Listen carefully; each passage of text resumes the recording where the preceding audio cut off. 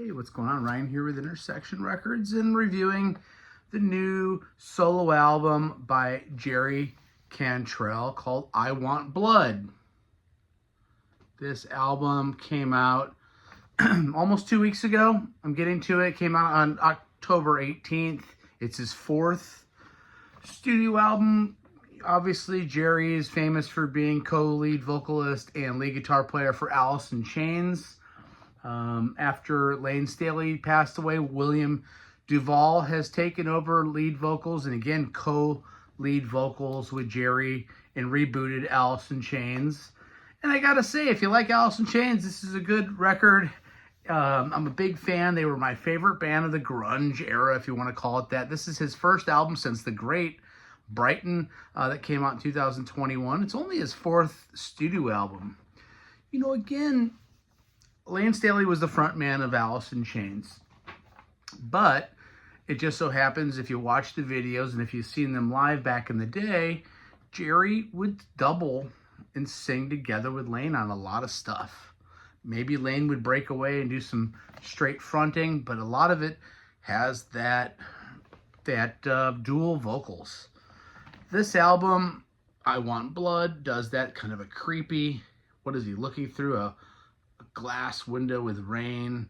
His eyes seem to be diluted by something.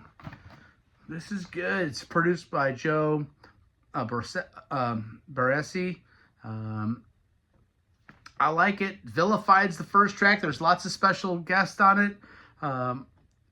Mike Borden plays drums on the whole album except for the opening track where Gil Sharon plays. Robert Trujillo from Metallica's on bass in the opening track. Harkens back to your Alice in Chains days. Again, he's doubling here with just his own voice. So he's singing, doubling his own voice. Edgy, dark, mysterious, dangerous. Everything you like about Alice in Chains. Same thing with Off the Rails. More of a searing guitar kind of riff to open it. And then you get that crunchy guitar too. So kind of this high, trebly guitar, and then you get the undertones of this dark and doomy stuff. Really, really quite good. Again, Trujillo on bass.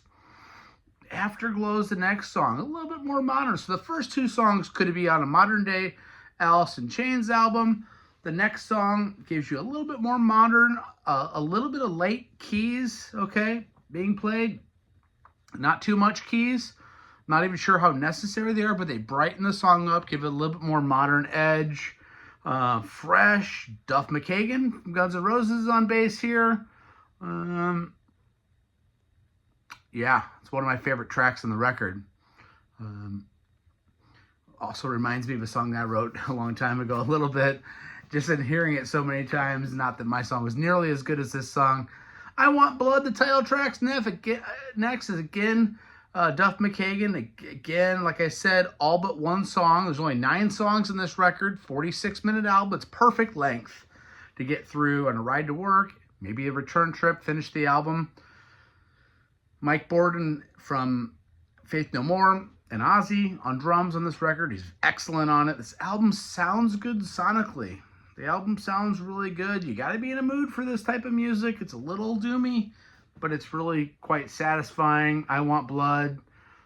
This one kind of has grown on me. The more I listen to it, the more I like it. He's got a little bit of a Scott Weiland thing going on in his vocals. A little bit of a Velvet Revolver thing going on, a vibe from Velvet Revolver, if you remember those guys. Really like it. Echoes of Laughter next. Again, Duff McKagan. This one's a little bit more ethereal, a little bit more dreamy. That being said, can you be prodding and dreamy at the same time? Again, kind of a, if Lane Staley is Alice in Chains 1.0 and William Duvall is 2.0, this is kind of a Alice in Chains 3.0. It also has a little Ted Nugent stranglehold in it, which I love. Throw Me a Line's next, kind of blistering sonically. Again, the album sounds great sonically. It just really does it for me. There's a little bit of ear fatigue in this album where it kind of sounds the same. But again, this is a hard rock album. This is a kind of a metal album. The songs aren't real long. There's not a lot of long guitar solos necessarily, but Jerry Cantrell is a tone master, and he has that on the next song, Let It Lie. There's kind of some tone bending and some note bending and some sludgy and stony rock here. Kind of a wicked guitar solo on Let It Lie. Jerry Cantrell does play some bass on this album as well. Held Your Tongue is next. It opens up with a vocal a cappella where he's just singing, which is cool. It's pretty raw. It doesn't seem too processed. And then it actually slays in, comes in with the full band. It comes in with his voice again over that. And really one of the top tracks, number 8 on this album. The last song is the longest song. It's in the 6-minute range. It's called It Comes. Again, Robert Trujillo on bass. Kind of a slow grower. This one is one I think that you can really, it takes you on a little bit more of a journey. It's a builder. It builds and builds. And kind of a slow grower. How do I rate this album? I'm going to give it a 3.75 out of 5 stars. I want to give it a 4. Right now, I'm going to give it a 3.75. I really like this album. I Want Blood. I don't necessarily like the name of the album. Anyway, check out my channel. We do shows every day. Peace out. See ya.